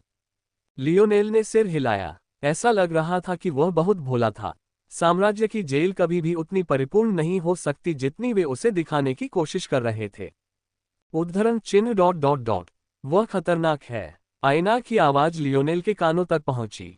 लियोनेल ने गंभीरता से सिर हिलाया, उसकी मुट्ठियां भींच गईं। दूर से जब गवर्नर ड्यूक ओवन को एहसास हुआ कि लियोनेल ही प्रकट हुआ है तो उसकी आंखों में एक जटिल रोशनी चमक उठी। वह अपने शरीर में मची भयानक पीड़ा को लगभग भूल ही गया था। हालांकि लियोनेल अब अपने कोच ओवन को पैसे देने का मन नहीं कर रहा था। ऐसा इसलिए नहीं था कि उसे अपनी जान की परवाह नहीं थी। दरअसल आईना के अलावा यहाँ कोई और ऐसा नहीं था जिसकी उसे इतनी परवाह हो। लेकिन अब उसे कुछ करना ही था। माहौल में कुछ अजीब सा था। ये तो हार्ग्रोव सिटी और डार्क क्लाउड जेल के बीच लड़ाई होनी चाहिए थी। लेकिन किसी तरह लियोनेल के नेतृत्व वाला ये समूह दखल देकर मुख्य दुश्मन बन गया। लियोनेल को भी लग रहा था कि अगर वह और आगे बढ़ा तो उसके चारों ओर एक मजबूत स्थानिक ताला टूट जाएगा। इस समय एस्कोबार के यूनिवर्सल फोर्स के प्रभाव के कारण ये काफी कमजोर हो गया था। लेकिन इस समय उसके कोच की हालत को देखते हुए वह कब तक टिक सकता था। लियोनेल ने पलकें झपकाईं, कुछ हद तक निराश महसूस कर रहा था। तुम मुझे जवाब क्यों नहीं दोगे? जवाब में लियोनेल ने एक हथेली उल्टी, उसके हाथ में एक काला भाला दिखाई दिया। उसके सिर के ऊपर छोटा मिंक जाग उठा और उसकी नजर सामने खड़े समूह पर टिकी हुई थी। शायद मैंने तुम्हें पर्याप्त जानकारी नहीं दी, लियोनेल ने मन ही मन सोचा। मेरा नाम लियोनेल मोरालेस है। जहां तक मेरी मां के नाम का सवाल है, मुझे ठीक से याद नहीं। क्या हमारा कोई पारिवारिक नाम है? लियोनेल ठिठक गया। क्या बकवास है। आईना की भौहें भी उलझन में सिकुड़ गईं। क्या सचमुच दुनिया में ऐसा कोई संयोग होता है? यह मानना कि किसी का नाम लियोनेल जैसा ही है कोई आश्चर्य की बात नहीं थी। मेटामॉर्फोसिस से पहले पृथ्वी की जनसंख्या अरबों में थी, जो लगभग 100 अरब थी। उस समय ऐसे लोगों की कोई कमी नहीं थी जिनका न केवल पहला नाम बल्कि उपनाम भी एक जैसा था, और ऐसे लोग तो और भी ज्यादा थे जिनके नाम का उच्चारण तो एक जैसा था लेकिन वर्तनी अलग अलग थी। हालांकि इस घटना को विशेष रूप से चौंकाने वाला बनाने वाली बात यह थी कि लियोनेल के पहले शब्द यही थे कि वह और लियोनेल एक जैसे दिखते हैं। क्या इस दुनिया में ऐसा संयोग हो सकता है? लियोनेल के चेहरे पर उलझन छा गई। उसने अभी अभी हमला करने के लिए खुद को तैयार किया था, लेकिन अब उसने खुद से सवाल किया, क्या ये कोई मजाक था? लेकिन मजाक जैसा क्यों नहीं लग रहा था। यहाँ वास्तव में क्या हो रहा था? यह मन पढ़ने की क्षमता हो सकती है। आईना ने लियोनेल से गुप्त रूप से बात की। लियोनेल ने अपनी पीठ पर फीके पड़ते खून के देवदूत की ओर देखा। एक पल बाद उसने खुद को संभाला। निका, हाँ कप्तान। एक युवा लड़की ने लियोनेल के पीछे से आवाज लगाई। दृश्य का पुनर्निर्माण करो, चित्र मुझे भेजो, पीछे मत हटो। हाँ, निका तेजी से काम करती थी। वह लियोनेल के दल में कुछ ही संवेदी प्रकारों में से एक थी, लेकिन उसकी क्षमता अनोखी थी। वह किसी स्थान के कारण और प्रभाव का पुनर्निर्माण करने में सक्षम थी, अनिवार्य रूप से उस स्थान की पिछली घटनाओं का 1 महीने तक अनुकरण कर सकती थी। वह इन छवियों और निष्कर्षों को किसी अन्य व्यक्ति तक भी पहुंचा सकती थी। अपनी क्षमताओं के विकास के वर्तमान चरण में युद्ध में इसका उपयोग सीमित था, लेकिन जब टोही की बात आती थी तो वह बेजोड़ थी। जब लियोनेल ने महसूस किया कि निका की स्वप्न शक्ति उसकी ओर बढ़ रही है, तो उसने कोई प्रतिरोध नहीं किया। आमतौर पर निका किसी और के साथ ऐसा करने की हिम्मत नहीं करती। स्वप्न शक्ति से लगाव रखने वाले लोग बहुत कम होते थे और उसके द्वारा प्रदर्शित घटनाओं में खो जाना बहुत आसान होता था। हालांकि लियोनेल अलग था। जब लियोनेल ने एक बार फिर अपनी आंखें खोली तो उसे पूरी स्थिति का अंदाजा हो गया, यहां तक कि लियोनेल के समूह द्वारा प्रदर्शित क्षमताओं का भी। इस लियोनेल को मेरे पास छोड़ दो, लियोनेल ने साफ कहा। उसकी नजर अचानक ठंडी और उदासीन हो गई। मेरे अधिकार क्षेत्र में रहो और यहां से मत जाओ, वरना मैं तुम्हारी सुरक्षा की गारंटी नहीं दे सकता। पिछली घटनाओं को देखकर लियोनेल की क्षमता समझ आ गई। ऐसा व्यक्ति बहुत खतरनाक था। वह पहले उसे हराएगा, फिर बाद में सवाल पूछेगा। Clang clang clang clang. Lionel के चारों ओर भ्रामक जंजीरों से भरा एक काला क्षेत्र अस्तित्व में आया, जो हर दिशा में 20 मीटर से अधिक के दायरे में फैला हुआ था। लियोनेल को तुरंत एहसास हो गया कि यही उसकी सीमा है। वह अपनी सहनशक्ति को उससे भी तेजी से कम किए बिना अपने डोमेन का और विस्तार नहीं कर सकता था, जितना वह प्राप्त कर सकता था। लेकिन यह आकार ही काफी था। अपना भाला लहराते हुए लियोनेल ने उसे लियोनेल की ओर तान दिया, जिससे उसका आभामंडल दम तोड़ रहा था। लियोनेल के आसपास के लोगों को तुरंत एहसास हो गया कि लियोनेल दूसरों की तुलना में अलग भावना दे रहा था। हरग्रोव शहर की दीवारों पर वाइस की क्षमता के कारण कई लोग अभी भी अपनी जगह पर जमे हुए थे। चाहे वह मंचों को ऊपर नीचे करना हो, धनुर्धर हो या खुद सालनास हो, कोई भी हिलने डुलने में सक्षम नहीं लग रहा था। लेकिन सच तो यह है कि हालांकि वे वाइस से कुछ हद तक डरते थे, फिर भी वे पृथ्वी की प्रतिभाओं को इस तरह एक दूसरे के गले लगते देखने के लिए तैयार थे। अनारेड की नजरें सिमट गईं और उसने दूर खड़े लियोनेल पर नजरें गड़ा दी। लेकिन लियोनेल ने पहली नजर के बाद शहर की तरफ एक नजर भी नहीं डाली थी, मानो उसे इसकी कोई परवाह ही नहीं थी। अनारेड अंदर ही अंदर थोड़ा हैरान था। उसे पता था कि उन्होंने कितने स्काउट्स तैनात किए थे। 250 लोगों का दस्ता बिना किसी को जवाब दिए इतनी दूर कैसे आ गया? सच तो ये था कि अनारेड को महाद्वीप के उत्तरी भाग से पहले ही रिपोर्ट मिल चुकी थी और वहां इस समय एक बड़ा युद्ध चल रहा था। हालांकि वह व्यक्तिगत रूप से जाकर उन मामलों की निगरानी करने की परवाह नहीं करता था, क्योंकि इन कैदियों को लाना टेरन की समग्र योजना के लिए कहीं ज्यादा महत्वपूर्ण था। अगर नूह को रोका जाता तो ये काफी होता। शुरू में जब अनारेड को दक्षिण से कोई जवाब नहीं मिला, तो उसने सोचा था कि इसका मतलब है कि पृथ्वी ने सिर्फ एक ही दस्ता भेजा है। आखिरकार उनकी खुफिया जानकारी के अनुसार नूह ही पृथ्वी की इस प्रतिभाशाली टुकड़ी का एकमात्र कार्यवाहक कमांडर था। हालांकि उन्होंने यह उम्मीद नहीं की थी कि लियोनेल दक्षिण से अपने लिए रास्ता बना लेंगे। उद्धरण एक विद्वान से निपटना इतना आसान नहीं होगा, फिर भी तुमने अकेले ही इतने बड़े समूह को नाराज करने का फैसला किया है। तुमने अपनी मृत्यु के प्रमाण पत्र पर खुद ही हस्ताक्षर कर दिए हैं। अनारेड ने ठंडे मन से सोचा। इस वक्त वह भी मुश्किल से हिल पा रहा था। हालांकि उसके पास भी कोच ओवन की तरह तुरुप के पत्ते थे, फिर भी उसने उन्हें अभी इस्तेमाल करने की जहमत नहीं उठाई। फिलहाल वह आराम से लेटा हुआ देख रहा था। हालांकि लियोनेल के चारों ओर गुंबद देखकर अनारेड का चेहरा गंभीर हो गया। उसे नहीं पता था कि यह क्या है, लेकिन किसी वजह से उसे बेचैनी हो रही थी।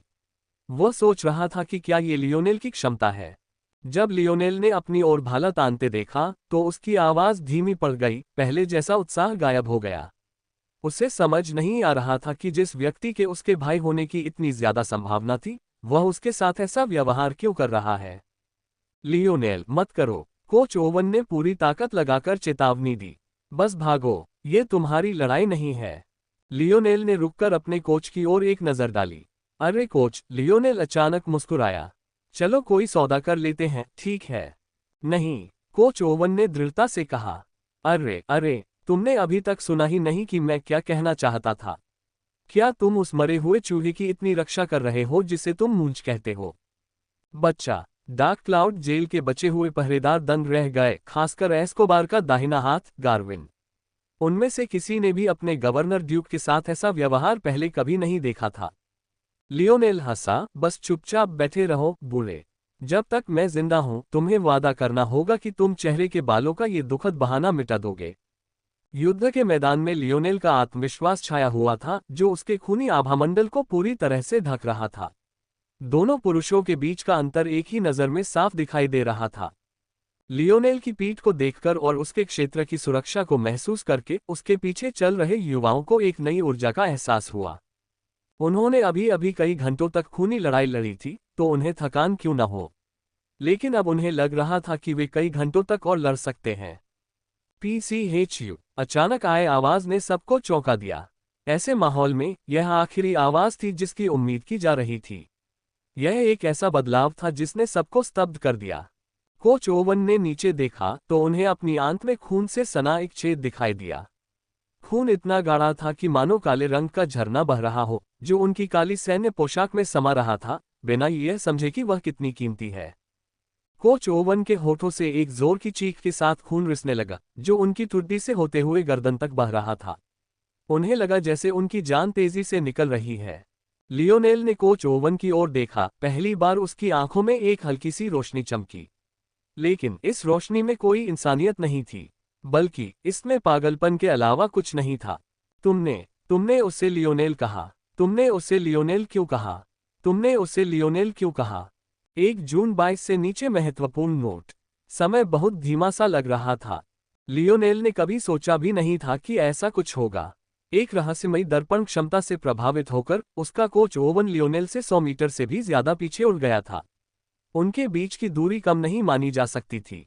किसी भी तर्क से लियोनेल को जवाब देने का समय दिए बिना गवर्नर ड्यूक पर हमला करना संभव नहीं होना चाहिए था। लेकिन तथ्य सबके सामने थे। कोच ओवन का भाला उनके पेट में लगा था और उनके खून की धार लाल हो गई थी। खांसते हुए एस्कोबार पीछे की ओर गिर पड़ा। उसकी सांसें अविश्वसनीय रूप से उथली हो गईं। आयना की आंखें चौड़ी हो गईं, लेकिन अगले ही पल उसकी नजर लियोनेल पर पड़ी। उसकी आंखों की पुतलियां चिंता से चमक उठीं। बदकिस्मती से उसके कुछ कहने के लिए बहुत देर हो चुकी थी।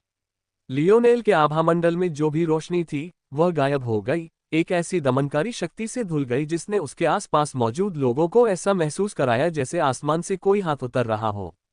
मुझे बताओ, तुमने उसे ऐसा क्यों कहा? Clang clang clang. लियोनेल ने एक कदम आगे बढ़ाया। उसके पैरों के नीचे की जमीन कराह रही थी और रो रही थी। उसकी पीठ पर एक भव्य पक्षी की छवि दिखाई दी। उसके सुनहरे और सफेद पंख थे। उसकी आंखें अनंत ज्ञान से भरी थीं और उसके पंख इतने विशाल थे मानो पूरी दुनिया को घेरने में सक्षम हो। लियोनेल का अगला कदम धुंधला सा लग रहा था, जमीन को इतनी हल्के से और इतनी तेजी से छू रहा था कि उसके बाद बस एक तस्वीर ही रह गई। लियोनेल जब उतरने की जगह से 100 मीटर से ज्यादा दूर था, तभी कंक्रीट अचानक दबाव में मुड़ गई। आयना की अभिव्यक्ति बदल गई। उसका सिर झटके से बाकी सबकी ओर मुड़ गया। उसका समर्थन करो। उसकी आवाज में लियोनेल से कम विवशता नहीं थी। ये बात बहुत जल्दी साफ हो गई कि उसने नेतृत्व इसलिए नहीं किया क्योंकि वह नहीं कर सकती थी, बल्कि इसलिए कि उसने लियोनेल की बात मानने का फैसला किया था। लेकिन उस वक्त उसके पास इसके लिए समय नहीं था। अनारे ने इस परिवर्तन को जिज्ञासा भरी नजरों से देखा। सच तो यह है कि सिर्फ 2 ही ऐसे थे जिनके पास उसकी स्थिति को हिलाने का मौका था, वो थे लियोनेल और आयना। क्योंकि उन्होंने इतनी शालीनता से खुद को पेश किया था। अनारे की पीठ पर मंडराती तलवार अचानक कंपन करने लगी, मानो युद्ध की तीव्र इच्छा से गूंज उठी हो। मानो उसके सामने हवा का एक रास्ता प्रकट हो गया हो। अनारे ने लापरवाही से हारग्रोव शहर की दीवारों के ऊपर से कदम रखा। उसका शरीर मानो आसमान में दौड़ती तलवार जैसा लग रहा था। उसने हवा को 2 टुकड़ों में चीर दिया और आयना और बाकियों को लियोनेल को सहारा देने के बारे में सोचने से पहले ही रोक दिया। उस पल अनारेट को लगा जैसे उस पर एक राक्षसी हत्या का इरादा हावी हो गया हो। यहां तक कि उसका दिल भी एक पल के लिए रुक गया, लेकिन अगले ही पल उसकी तलवार की शक्ति ने उसके संकल्प को और पुष्ट कर दिया। वह अपनी भौहें चढ़ाए बिना नहीं रह सका। दशकों में किसी भी चीज ने उसके दिल को इतनी बुरी तरह नहीं हिलाया था। आखिर वो क्या था? उसे मेरे पास छोड़ दो। आवाज अनारेट के सामने से आई थी, लेकिन साफ तौर पर उसकी तरफ नहीं थी। उसे यह समझने में बस एक पल लगा कि ये असल में लियोनेल के लिए आयना के शब्द थे।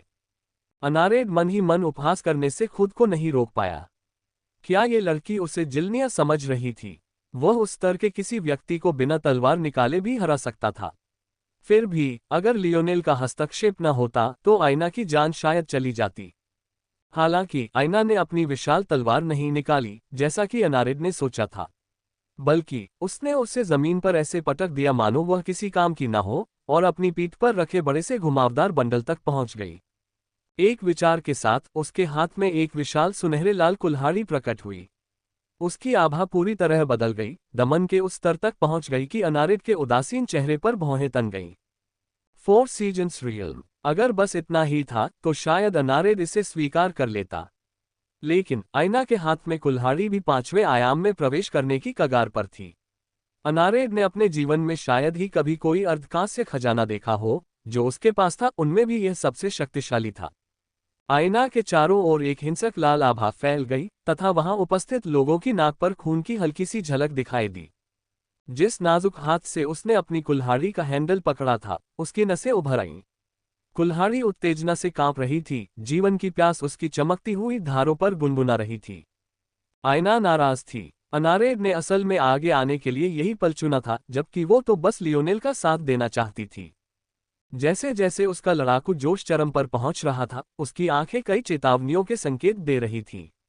उसने कसम खाई थी कि अगर लियोनेल को कुछ हुआ तो अनारेड और पूरा टेरन उसके पीछे कब तक जाएगा। लियोनेल की अपनी भावनाएं भी चरम पर पहुंच गईं। अब तक उसे टेरन के किसी भी व्यक्ति से नफरत नहीं हुई थी। उसे लगता था कि वे बस वही कर रहे हैं जो उनके भविष्य के लिए सबसे अच्छा है। दुनिया का यही दस्तूर है। हालांकि वह अपनी दुनिया को आक्रमणकारियों से बचाना चाहता था, लेकिन वह कभी भी नफरत के कारण ऐसा करने की हद तक नहीं पहुंचा था। हालांकि अब हालात बदल गए थे। उनकी हरकतों से न सिर्फ उनके कोच की जान खतरे में पड़ गई थी, बल्कि अब वे आयना को भी निशाना बना रहे थे। यदि टेरन को उसका रोष इतना ही चाहिए था तो वे उसे प्राप्त कर सकते थे। लियोनेल अपने कोच और लियोनेल के बीच प्रकट हुआ, उसकी आभा ऊंची थी। डार्क क्लाउड जेल के हैरान पहरेदारों को अचानक ऐसा लगा जैसे कोई अचल स्तंभ उनके सामने खड़ा हो। अगर आसमान भी गिर पड़े तो वह उसे थामने के लिए वहां मौजूद होगा। लियोनेल का चेहरा गुस्से से लाल हो गया। न सिर्फ इस वार्डन ने उसके सवाल का जवाब नहीं दिया था, बल्कि अब कोई और उसका रास्ता रोकने आ गया था। नहीं, कोच ओवन ने कमजोरी से बुदबुदाया और आखिरी बार लियोनेल को भागने पर मजबूर करने की कोशिश की। बस मर जाओ, लियोनेल दहाड़ा। लियोनेल की पीठ पर खूनी फरिश्ता लियोनेल के सुनहरे उल्लू के बिल्कुल विपरीत था। ऐसा लगा मानो युगों का टकराव अचानक छिड़ गया हो। लियोनेल के बाल पीछे की ओर उड़ गए, लेकिन उसकी ठंडी गणनापूर्ण निगाहें उदासीन रहीं। उसने लियोनेल के उन्माद को बिना किसी भाव के देखा, उसकी आंखें लियोनेल से भी ज्यादा खाली लग रही थीं। तुम जैसे लोग मेरे दिमाग पर कब्जा करने की उम्मीद नहीं कर सकते, लियोनेल ने ठंडे स्वर में कहा। बाद लियोनेल ने अपना भाला आगे की ओर तान दिया। एक विचार के साथ जंजीरें तेजी से उठीं और लियोनेल के शरीर के चारों ओर परत दर परत लिपटती गईं। लियोनेल की पीठ पर बैठे डार्क प्रिजनर्स घबरा गए। साफ था कि उन्हें लड़ने का ज्यादा अनुभव नहीं था, पर होता भी कैसे। बचपन से लेकर अब तक वे पहली बार बाहरी दुनिया में थे। ये तो एक चमत्कार ही था कि उन्हें चलना भी आता था, लड़ना तो दूर की बात थी। यह अकेला ही इस बात का प्रमाण था कि सावंत कितने भयानक थे। इस समूह को यह एहसास हुए कुछ घंटे भी नहीं हुए थे कि उनमें भी कोई क्षमता है, फिर भी वे पहले से ही इतने शक्तिशाली थे। अगर उन्हें समय मिलता और वे परिस्थितियों के अनुसार ढल जाते तो क्या होता? क्या लियोनेल उनके सामने खड़े होने के लायक भी होता? कहना मुश्किल था। हालांकि लियोनेल के मार्गदर्शन के बिना वे पूरी तरह से खो गए थे। जब लियोनेल ने क्रोध में आकर लियोनेल को कुचलकर मार डालने की योजना बनाई तो उसने धीमी तर्कहीन बकवास सुनी। यह एक स्वप्न के अलावा कुछ नहीं है, यह एक कल्पना के अलावा कुछ नहीं है, दूर हो जाओ। लियोनेल के पास चाहकर भी उपहास करने का समय नहीं था। उसकी आंखों के सामने उसका चेन डोमेन, जो शायद उसकी सबसे शक्तिशाली क्षमता थी, टुकड़े टुकड़े होकर बिखरने लगा। ये हवा में धुएं की तरह उड़ गया, मानो यह वास्तव में एक भ्रम, एक कल्पना, एक स्वप्न के अलावा कुछ नहीं था। उसे मार डालो, उसे मार डालो, उसे मार डालो। लियोनेल आकाश में दहाड़ा, उसकी दृष्टि लाल हो गई। पागल आदमी के आसपास की जगह ढहने लगी। नहीं, ये ढहने से भी बदतर था। ऐसा लग रहा था मानो हर चीज का कण कण धीरे धीरे मिट रहा हो। उसके नीचे और ऊपर एक गड्ढा सा दिखाई दिया, मानो पूरी दुनिया अपना रंग खोती जा रही हो। खाली अंधेरा तेजी से फैल रहा था और लियोनेल की आकृति और उसकी चीखें ही एकमात्र मूर्त अस्तित्व बनकर रह गए थे। लियोनेल का जबड़ा कस गया। उसे अंततः एहसास हुआ कि वह किस प्रकार के राक्षस से निपट रहा था। लियोनेल की क्षमता ड्रीम फोर्स पर आधारित थी, लेकिन इसका उपयोग लियोनेल की कल्पना से परे था। लियोनेल की क्षमता पूरी तरह से आंतरिक थी।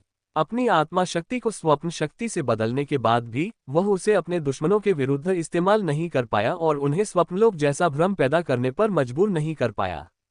लेकिन इसके बदले में उसकी गणना क्षमताएं किसी मशीन की तुलना में कहीं ज्यादा थी, इंसान की तो बात ही छोड़िए। हालांकि लियोनेल इसके बिल्कुल उलट था। हालांकि वह अपनी ड्रीम फोर्स का इस्तेमाल अपनी गणना क्षमता को बढ़ाने के लिए कुछ हद तक कर सकता था, लेकिन ये लियोनेल के स्तर के आसपास भी नहीं था। लेकिन बदले में वह अपनी चेतना को संसार में प्रकट करने में सक्षम थे तथा अपनी इच्छानुसार वास्तविकता के साथ खेलते थे। अगर वह चाहता कि तुम मर जाओ तो तुम मर जाते। अगर वह चाहता कि तुम अपने ही भाले से खुद को भूख लेते तो तुम ऐसा कर लेते। अगर वह चाहता कि तुम अस्तित्व से ही मिटा दिए जाओ, वह कर सकेगा। लियोनेल एक राक्षस था जो एक कमजोर युवक के शरीर में छिपा हुआ था, जो अपनी मां को फिर से देखना चाहता था। इस एहसास ने लियोनेल को उस सपने से जगा दिया जिसमें वह शुरू से ही डूबा हुआ था। ये दुनिया वैसी नहीं थी जैसी उसने जानी थी। इस दुनिया में आर्थर पेनड्रागन की कहानियों जैसी एक परीक्षा सच हो सकती थी। इस दुनिया में एक ताकतवर पागल सब कुछ तबाह कर सकता था। लियोनेल ने अपनी आंखें बंद कर लीं। एक पल के लिए दुनिया की बाकी सब चीजें मानो गायब हो गईं। उसकी सांसें स्थिर हो गईं और उसका दिल ठहर गया, यहां तक कि उसका मन, जो असंभव गति से दौड़ने का आदी था, धीमा पड़ गया। एक पल बाद उसके विचार भी शून्य हो गए। ऐसे क्षण में जो महसूस होना चाहिए था वह था डर। अपने सामने एक ऐसे राक्षस को देखकर, एक ऐसे इंसान को जो इतनी प्रतिभा से संपन्न था कि दूसरे उसे समझ भी नहीं सकते थे, निराशा के अलावा और क्या चारा था। हालांकि लियोनेल ने अपने सामने जो हकीकत देखी वह ये नहीं थी, बल्कि उसने एक ऐसा रास्ता देखा जो अचानक जल उठा था, एक ऐसा रास्ता बना रहा था जिस पर उसने पहले ध्यान नहीं दिया था। मानो वह हमेशा से ही गलत रास्ते पर चल रहा था, उस सही रास्ते से बिल्कुल बेखबर जो हमेशा से उसकी पहुंच में था। बाहरी दुनिया में बाकी सब लोग सिर्फ लियोनेल के राज्य को तेजी से बिगड़ते हुए देख पा रहे थे। लियोनेल खुद बिल्कुल स्थिर खड़ा था। उसकी पीठ पर कभी 10,000 की सेना का जो कुछ बचा था वह लियोनेल की मौजूदगी में कांप रहा था। उन्हें और उस राक्षस को सिर्फ एक ही चीज अलग कर रही थी, वह था एक कमजोर सा दिखने वाला किशोर लड़का जो अपनी अंतिम सांसें गिन रहा था। लियोनेल का डोमेन सीधे उसके इथेरियल ग्लेबेला और उसके दिमाग से जुड़ा था। उसका हर टुकड़ा जो फीका पड़ता उसका एक और टुकड़ा ले लेता। हालांकि लियोनेल के स्वप्न बल के प्रति अपनी प्रबल आत्मीयता के कारण उसके विरुद्ध सीधी कार्रवाई करने में सक्षम नहीं लग रहा था, फिर भी यह अकेला लियोनेल को बुरी तरह कमजोर करने के लिए पर्याप्त था। जैसे जैसे एक के बाद एक जंजीरें टूटती गईं, लियोनेल का मन डगमगाता गया और कमजोर होता गया। उसे असहनीय पीड़ा झेलनी चाहिए थी, ऐसी भयानक, रीढ़ चीर देने वाली यातना जो किसी के भी संकल्प को चकनाचूर कर सकती है। फिर भी लियोनेल बिल्कुल अविचल खड़ा रहा। दूर से आईना और भी घबरा गई। उसे पूरी तरह समझ नहीं आ रहा था कि क्या हो रहा है, लेकिन उसे बस इतना ही समझ आ रहा था कि लियोनेल के आसपास की दुनिया बिखर रही है। यद्यपि वह अनारेड को इतनी देर तक रोके रखने में सफल रही कि शेष 200 से अधिक युवा योद्धा उनके चारों ओर घिर गए, लेकिन इससे पहले कि वे कुछ करने की सीमा में आ पाते, एक विद्वान ने अपने चूहे के घोंसले जैसे बालों को नोचते हुए उनका रास्ता रोक लिया। अच्छी खबर ये थी कि लियोनेल के उत्पात ने वाइस की क्षमता को भी प्रभावित किया था, जिससे वे लियोनेल के क्षेत्र की सुरक्षा के बिना भी आगे बढ़ सकते थे। लेकिन बुरी खबर ये थी कि उस बेढंगे आदमी, जिसे दूसरे लोग बंदर कहते थे, की संख्या अचानक बढ़ गई। एक पल में वह सिर्फ एक ही था, अगले ही पल 2, फिर 4, फिर 8। पलक झपकते ही उसके 1000 से ज्यादा लोगों ने आगे का रास्ता रोक दिया, जिससे युवाओं का दल अचानक रुक गया। उनके चेहरों पर गंभीर भाव थे। अचानक ये स्पष्ट हो गया कि कोई भी यह क्यों नहीं बता पा रहा था कि लियोनेल अपने साथ कितने लोगों को लाया था। अपनी टीम में बने रहो, उसे कम मत आंको। नील ने स्थिति को अपने नियंत्रण में ले लिया, उसकी निगाहों में चिंता की झलक दिख रही थी। हालात तेजी से बेकाबू होते जा रहे थे। ये विद्वान पूरी तरह से पागल हो चुके थे। दरअसल इस बंदर ने तो लियोनेल के आदेश पर भी उनका रास्ता नहीं रोका था। नाइल उसकी आंखों में साफ देख सकता था। बोरियत थी। उसने उन्हें सिर्फ इसलिए रोक दिया क्योंकि वह खड़े खड़े उब गया था। ऐसा शत्रु जिसके पास कोई तार्किक लक्ष्य या बोधगम्य आकांक्षाएं न हो, वह सबसे अधिक भय उत्पन्न करने वाला था। नाइल ने दांत पीसते हुए लियोनेल की ओर देखा। ऐसा लग रहा था जैसे कोई संघर्ष छिड़ा हुआ हो। एक तरफ क्रोधित लियोनेल था जो लियोनेल से जुड़ी हर चीज को मिटाने की कोशिश कर रहा था, और दूसरी तरफ खामोश लियोनेल अपनी जान बचाने की कोशिश कर रहा था। इसे किसी और नजरिए से देखना नामुमकिन था। नील ने अपना भाला कस लिया। उसे नहीं पता था कि अगर वह बच भी गया तो क्या कर पाएगा, लेकिन उसे पता था कि उसे हर हाल में बच निकलना है। उसने अपने हाथों के बीच डंडे की भुजा को मोड़ा, जिससे डूबते सूर्य का प्रकाश डंडे पर परावर्तित हो रहा था। वह क्लोनों की भीड़ में आगे बढ़ा। उसकी इच्छाशक्ति दृढ़ थी। दुर्भाग्यवश ऐसी कई चीजें थीं जिन पर दृढ़ इच्छाशक्ति से विजय प्राप्त नहीं की जा सकती थी। जैसे ही वह आगे की ओर उड़कर आया, नाइल ने भी तेजी से पीछे की ओर छलांग लगा दी। अगर उसके नेतृत्व में 10-10 लोगों की 2 टुकड़ियां मिलकर उसे पीछे की ओर उड़ने से न रोकती, तो ये कहना मुश्किल था कि वह कितनी दूर तक उड़ पाता। नील की बाहें कांप उठीं। हालांकि उसने खुद को रोकने की कोशिश की, अगले ही पल उसे जोर से खांसी आए और उसके होठों से खून की एक बूंद बहने लगी। नील ने ऊपर देखा और अपने साथियों को खड़े होने में मदद की। 10 मीटर से अधिक दूर नहीं, वह क्लोन जिसके साथ उसकी भिड़ंत हुई थी, खून से लथपथ खड़ा था। उसका सिर मांस और हड्डी के एक विचित्र खिले हुए फूल की तरह खुला हुआ था। नील को इस बात से नहीं, बल्कि इस घटना के कारण से झटका लगा कि यह हुआ था। उसी क्षण क्लोन ने उसके भाले की नोक पर अपना सिर मार दिया था। हालांकि नील ये समझ नहीं पा रहा था कि क्लोन इतने शक्तिशाली क्यों थे। जिन क्लोनिंग क्षमताओं वाले लोगों से वह मिला था, उनमें से ज्यादातर की अपनी सीमाएं थीं। ज्यादातर ये सीमाएं क्लोनों की संख्या या उनकी ताकत में होती थीं। लेकिन किसी तरह बंदर दोनों में से किसी से भी प्रतिबंधित नहीं लग रहा था। नील को यह नहीं पता था कि बंदर की यह क्षमता कोई क्लोनिंग क्षमता नहीं थी। बंदर में लगभग किसी भी चीज को दोगुना करने की क्षमता थी। जहां तक उसकी क्षमता की सीमाओं का सवाल है, ये बताना मुश्किल था। लेकिन अगर नील को ये पता होता तो वह समझ पाता कि उसे इतनी आसानी से वापस क्यों भेज दिया गया। अगर बंदर खुद को 10 गुना बड़ा करके 1000 से ज्यादा क्लोन बना सकता है, तो क्या होगा अगर वह अपनी ताकत से भी ऐसा ही करे।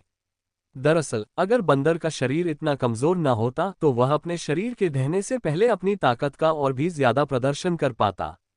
ऐसे में सिर्फ पीछे फेंके जाने की बात तो दूर, नील एक ही वार में मर सकता था।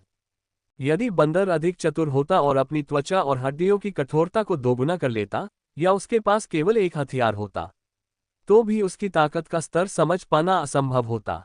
नील के चेहरे पर एक गंभीर भाव छा गया। बंदर का क्लोन जब मरकर गिर पड़ा, तब भी उसका दिल जरा भी शांत नहीं हुआ। बचे हुए 1000 से ज्यादा लोगों को देखकर लियोनेल तक पहुंचने की तो बात ही छोड़िए, वह सोचने लगा कि क्या जिंदा बच पाना भी मुमकिन होगा। जब नील ने बचे हुए विद्वानों की कुछ हद तक जिज्ञासु निगाहें देखीं, तो उसका हृदय निराशा में डूब गया। उसे समझ नहीं आ रहा था कि इन लोगों में इतनी ताकत कैसे है। और इस बीच उनका नेता अपना दिमाग खो रहा था और आसमान में दहाड़ रहा था, लेकिन उन्हें जरा भी अंदाजा नहीं था। जब आयना ने नाइल को इतनी आसानी से पीछे हटते देखा तो उसका दिल बैठ गया। नाइल, नीका और बाकियों के लियोनेल तक पहुंचने की उसकी सारी उम्मीदें लियोनेल के उसे नुकसान पहुंचाने से पहले खत्म होती दिखीं। आदतन आयना फिर से अपने होंठ काटने लगी, उसकी बेचैनी बढ़ती जा रही थी। साथ ही हर बार जब उसका कुल्हाड़ी अनारेट की तलवार से टकराता तो उसका पेट गुस्से से भर जाता। हालांकि वह थोड़ी कमजोर हो गई थी, फिर भी उसके हमलों की तीव्रता बढ़ती ही जा रही थी। उसके हर वार में जान लेने का इरादा था और जोर जोर से उसका दिल उसकी पसलियों से लगभग फटने ही वाला था। उसे अपनी सहनशक्ति की खपत की परवाह नहीं थी। हर बार जब वह झूलती तो ऐसा लगता जैसे दुनिया का सारा भार उसके पीछे उठा हुआ हो। इन झटकों से आसपास की हवा में विस्फोट हो जाता और उनके ब्लेडों से निकलने वाली गर्मी के कारण तापमान धीरे धीरे बढ़ता जाता। फिर भी इतनी जोर लगाने के बावजूद वह जानती थी कि समय पर पहुंचना नामुमकिन है। अब तक लियोनेल का विनाश लगभग लियोनेल तक पहुंच ही गया था। उसके चेन डोमेन का जो कुछ बचा था वह अपने अंतिम चरण में था, जो सूक्ष्म कणों में बिखरकर शून्य में विलीन हो रहा था। आयना के दांतों से उसके होठों से खून बहने लगा, उसकी चिंता उसके मुखौटे के नीचे छिपी हुई थी। चलो जल्दी सेट करो, और जल्दी सेट करो। आयना ने उत्सुकता से सूरज की ओर देखा, लेकिन वह बहुत धीरे धीरे डूब रहा था। रात होते होते बहुत देर हो चुकी होगी। अनारेट बेपरवाही से आयना के वारों का जवाब देता रहा। ऐसा नहीं था कि वह उसे अभी और यहीं हराना नहीं चाहता था, पर उसे भी ऐसा करना मुश्किल लग रहा था। उसे पूरी ताकत लगाने की जरूरत नहीं थी। इस रफ्तार से तो वह बस थक ही जाएगी। तब तक उसे हराना तलवार के एक ही वार जितना आसान हो जाएगा। आयना ने लियोनेल की ओर एक और घबराई हुई नजर डाली और तलवार के एक और वार से बाल बाल बच गई। नहीं, आयना की क्रोधित चीख युद्धभूमि में गूंज उठी। एक पल के लिए उनकी आत्माओं में छिपा एक गहरा भय उभर आया। विद्वान भी अपनी हरकतें रोक बैठे। खुद पर काबू न रख पाने के कारण उनके चेहरों पर सदमा और भय साफ दिखाई दे रहा था। विद्वान होने के बावजूद उनमें वह शान नहीं थी जो एक सच्चे विशेषज्ञ में होनी चाहिए। अनारेट की तलवार लड़खड़ा गई, जिससे उसकी सहज शैली बाधित हो गई। कोई विकल्प न होने के कारण वह 2 भागों में बंटने से बचने के लिए पीछे हट सकता था, और उसके आमतौर पर उदासीन चेहरे पर एक भ्रूभंग छा गया। कोच ओवन ने अपनी आंखें बंद कर ली, उनके पेट में हुए घाव से भी अधिक पीड़ा हो रही थी। उस पल मानो लियोनेल की शून्यता का दायरा लियोनेल तक पहुंच गया हो। मानो उसे पूरी तरह निगल जाना चाहिए था। लियोनेल का पागलपन भी एक हल्की उत्तेजना में बदल गया, मानो वह बस यही चाहता था कि लियोनेल गायब हो जाए। हालांकि लियोनेल का शरीर पूरी तरह से सुरक्षित रहा। उसका शरीर शून्य में बिल्कुल उदासीन खड़ा था, उसके चेहरे पर एक शांत भाव था। और फिर अंततः उसकी आंखें खुल गईं। जब उन्होंने ऐसा किया तो आसमान पलट गया, शाम के काले बादल छट गए और युद्ध क्षेत्र की प्रचंड हवाएं धीमी हो गईं। लियोनेल का आभामंडल जंजीरों से आजाद हुए एक उग्र बाघ जैसा था। अपने इलाके में उसे पूरा सम्मान मिलता था। Chain domain. Clang clang clang clang clang. Lionel के होठों से ये शब्द निकलते ही उसके आसपास का बिखरता हुआ साम्राज्य अचानक जिंदा हो गया, पूरी ताकत से वापस आ गया। नहीं, पूरी ताकत से कहना यह मान लेना होगा कि वह उतनी ही ताकत से वापस आ गया है। लेकिन हकीकत बिल्कुल अलग थी। पहले जंजीरें भ्रामक लगती थीं और उनकी खड़खड़ाहट खोखली लगती थी, लेकिन अब ऐसा लग रहा था मानो असली जंजीरें हवा में प्रकट हो गई हों, उनके शरीर से एक काला कोहरा निकल रहा हो जिससे आसपास का वातावरण घुट रहा हो। हालांकि जब ऐसा लगा कि ये परिवर्तन ही काफी चौंकाने वाले थे, तो डोमेन में पुनः परिवर्तन शुरू हो गया। रॉयल ब्लू प्रांत एक उष्णकटिबंधीय इलाका था जहां लगभग पूरे साल गर्मी रहती थी। यहाँ कभी भी बहुत ज्यादा गर्मी नहीं पड़ती थी और न ही कभी बर्फबारी होती थी। ये कहा जा सकता है कि वसंत और ग्रीष्म ऋतु ही वे मौसम रहे होंगे जिनसे लियोनेल सबसे ज्यादा परिचित थे। फिर भी इस बिंदु तक भी लियोनेल स्वयं 4 ऋतुओं के क्षेत्र को समझने में असफल रहा था। कारण स्पष्ट था, उसे यह समझ पाना मुश्किल लग रहा था कि ऋतुएं अचानक युद्ध तकनीक बन जाएंगी। भले ही उसे पता था कि यह संभव है, उसका मन अपने लिए खड़ी की गई एक कृत्रिम बाधा को पार नहीं कर पा रहा था। जीवन भर हर रोज एक ही मौसम का अनुभव करने के बाद भी लियोनेल अंतिम चरण पार नहीं कर पाया। वह ऐसे सौम्य वातावरण को युद्ध तकनीक में कैसे ढाल सकता था, ये बिल्कुल भी समझ में नहीं आ रहा था। वैसे भी अग्नि तत्व शक्ति वाला कोई व्यक्ति सर्दियों की ठंड को कैसे समझ सकता है, या हिम तत्व शक्ति वाला कोई व्यक्ति गर्मियों को कैसे समझ सकता है। लियोनेल को नहीं पता था कि उसे इस बाधा पर कब तक फंसा रहना पड़ेगा। हालांकि उसने कभी उम्मीद नहीं की थी कि लियोनेल उसके लिए इस बाधा को तोड़ देगा। ये कहना कि लियोनेल ने लियोनेल को 4 ऋतुओं के दायरे को समझने में मदद की, गलत था। बल्कि लियोनेल ने लियोनेल को सिखाया कि उसे इस दुनिया को किस नज़र से देखना चाहिए। लियोनेल अक्सर तर्क से बंधा रहता था। उसका मानना था कि हर चीज का एक स्वाभाविक क्रम होना चाहिए और दुनिया में कारण और प्रभाव होना चाहिए। दरअसल अब भी वह यही मानता था। लियोनेल को लगा कि उनके विश्वासों में कोई समस्या नहीं थी, बल्कि समस्या तो उन मान्यताओं को लागू करने के तरीके में थी। कारण और प्रभाव को समझने के लिए पहले किसी प्रणाली के नियमों को समझना जरूरी है। नियमों को समझे बिना किसी खेल में क्या हो रहा है, ये समझने की कोशिश करना आपको केवल भ्रमित ही करेगा। इस बिंदु तक लियोनेल अभी भी आधुनिक पृथ्वी के नियमों का पालन कर रहा था। उस दुनिया में ऐसी काल्पनिक क्षमताएं वास्तविकता नहीं हो सकती थीं, विज्ञान ही शासक था और किसी परीक्षा के पात्र का जीवित होना एक मजाक से ज्यादा कुछ नहीं था। इन विचारों ने न केवल उसे प्रेरित किया, बल्कि उसे नियंत्रित भी किया, उसके मन को व्याकुल कर दिया और उसके विचारों को सीमित कर दिया। सीधे शब्दों में कहें तो यह मूर्खतापूर्ण था, लेकिन अब चीजें अलग थीं। लियोनेल का मानना था कि वह केवल वसंत और ग्रीष्म ऋतुओं से ही परिचित था। जहां तक शीत ऋतु और पतझड़ का सवाल है, हालांकि उसने अन्य प्रांतों की यात्राओं के दौरान इनका अनुभव किया था, फिर भी उनके बारे में उसकी समझ बहुत कम मानी जा सकती है। लेकिन क्या ये सच था? अगर लियोनेल उतना ही तार्किक होता जितना वह दावा करता है, तो उसे समझ आ जाता कि ऋतुएं पृथ्वी के झुकाव और सूर्य के चारों ओर उसकी स्थिति से तय होती हैं। ऋतुएं तापमान से सीमित नहीं होती, ये तो बस समय का एक चक्र है। लियोनेल अपनी पूर्वधारणाओं में इतना उलझा हुआ था कि वह इतनी सरल अवधारणा को भी याद नहीं रख पाया। हकीकत तो ये थी कि लियोनेल ने अपनी पूरी जिंदगी में हर साल एक बार सर्दी का अनुभव किया था। सिर्फ इसलिए कि उस दौरान हड्डियां कंपाने वाली ठंड नहीं पड़ती थी, इसका मतलब यह नहीं था कि उसने सर्दी का अनुभव नहीं किया था। इसका क्या मतलब था? इसका मतलब था कि ऋतुएं सिर्फ सतही अवधारणाओं से कहीं ज्यादा थीं। तापमान अप्रासंगिक था, जलवायु अप्रासंगिक थी, यहाँ तक कि ऋतुओं के बीच बदलते रंगों का सुंदर ढाल भी अप्रासंगिक था। उस स्थिति में ऋतुएं क्या थीं? हर किसी ने इन्हें अलग अलग तरह से अनुभव किया। दरअसल अगर आप एक ही ग्रह पर रहते भी हैं और अलग अलग गोलार्धों में रहते हैं तो भी चक्र एक जैसे नहीं होंगे। तो फिर ऋतु क्या थी? 4 ऋतुओं का क्षेत्र क्या था? क्या ये सूर्य के चारों ओर की यात्रा मात्र नहीं थी? आज के लियोनेल के लिए ये बात भी नहीं थी। उसके लिए 4 ऋतुएं बस एक चक्र का प्रतिनिधित्व करती थीं, अनगिनत कारकों पर निर्भर एक अनंत चक्र। अगर वह इन कारकों को अपनी इच्छानुसार बदल दे तो वह 4 ऋतुओं के क्षेत्र से जो चाहे बना सकता था। बड़े पैमाने पर ये चक्र एक पूरे ग्रह, उसकी कक्षा, उसके झुकाव और उसके निवासियों को शामिल करता था। छोटे पैमाने पर इसके लिए बस अपने स्वयं के डोमेन की आवश्यकता थी। जैसे ही लियोनेल को ये बात समझ में आई, उसका आभामंडल पूरी तरह बदल गया। उसके चारों ओर सार्वभौमिक शक्ति की मात्रा आसमान छूने लगी और वह उस स्तर तक पहुंच गई जहां विद्वान भी बौने थे। जब लियोनेल ने अपने मन की बेड़ियां खोली तो उसने जो किया वह किसी खास हथियार या किसी खास बल विचलन के लिए 4 ऋतुओं के क्षेत्र को समझने जितना आसान नहीं था, बल्कि वह 4 ऋतुओं के क्षेत्र का मूर्त रूप था।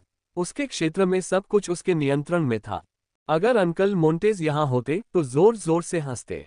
यह ऐसी हंसी होती जिससे आसमान हिल जाता और धरती कांप उठती।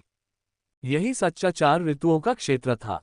इसे समझकर ही डोमेन अपनी असली ताकत दिखा सकते थे। 4 ऋतुओं का क्षेत्र, डोमेन क्षेत्र, राजाओं का क्षेत्र। बाद लियोनेल की आवाज ऊपर से किसी आदेश की तरह नीचे आए। उसके जंजीरी क्षेत्र की जंजीरें बाढ़ के ड्रैगन की तरह दहाड़ रही थीं। लियोनेल के शून्य में ऐसे उमड़ रही थी मानो कोई पौराणिक जीव आसमान में सांप बनकर उड़ रहा हो।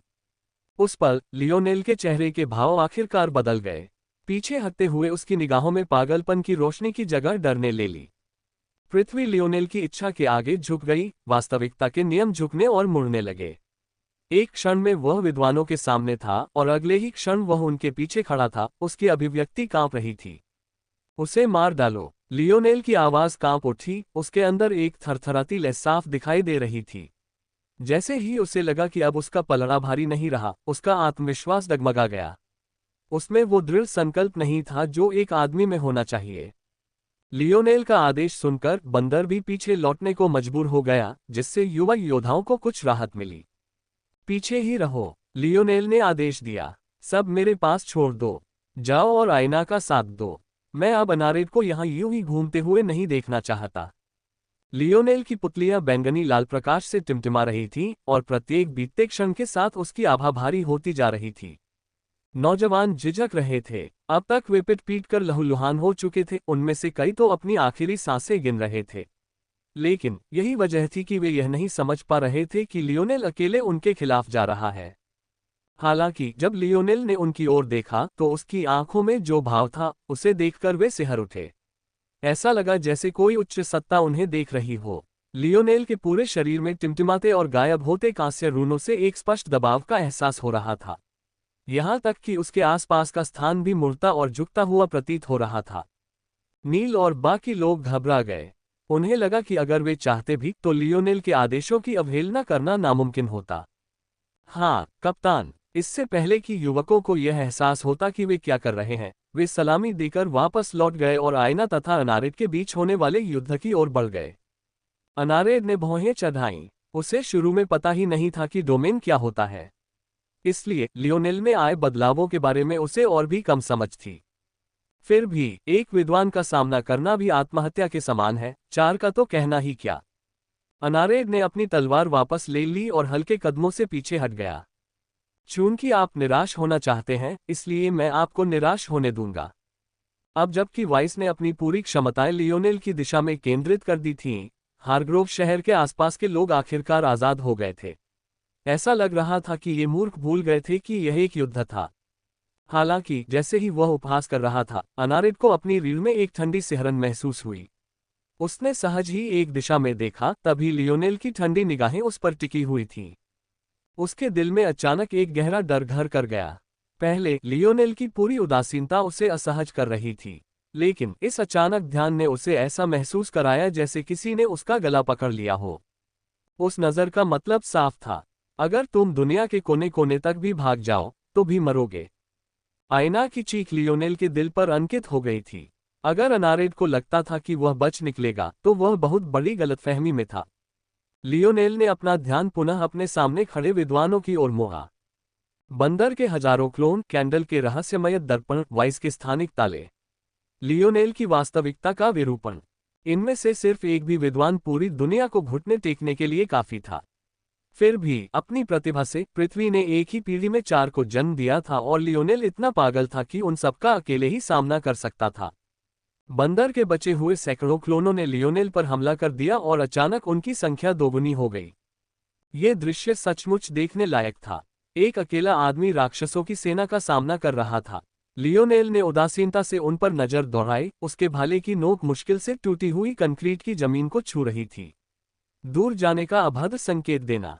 उस क्षण बंदर के क्लोनों के चारों ओर अनगिनत जंजीरें लिपट गईं। देखने वालों की चकित निगाहों के सामने सैकड़ों क्लोन मांस, रक्त और हड्डियों की बारिश में बिखर गए, जिससे लियोनेल के चेन डोमेन को टपकते लाल रंग में रंग दिया गया।